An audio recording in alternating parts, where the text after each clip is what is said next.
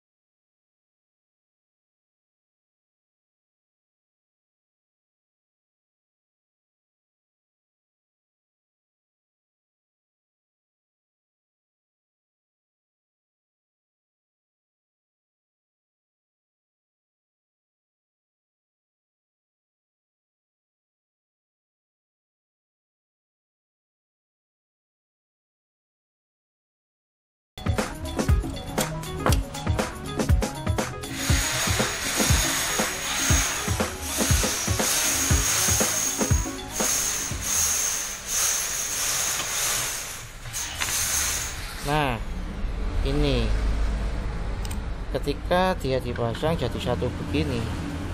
Nah, bodi inilah yang nanti akan menempel dengan yang satunya, yang mengakibatkan mesin ini jadi rusak.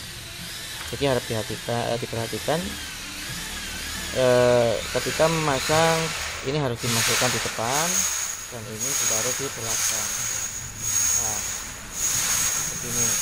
Jadi selanjutnya bisa dipahami agar berhati-hati dalam memasang bagian ini. Sekian dari saya, terima kasih. Jangan lupa subscribe sama komen agar bisa mengikuti acara saya selanjutnya. Selamat sore.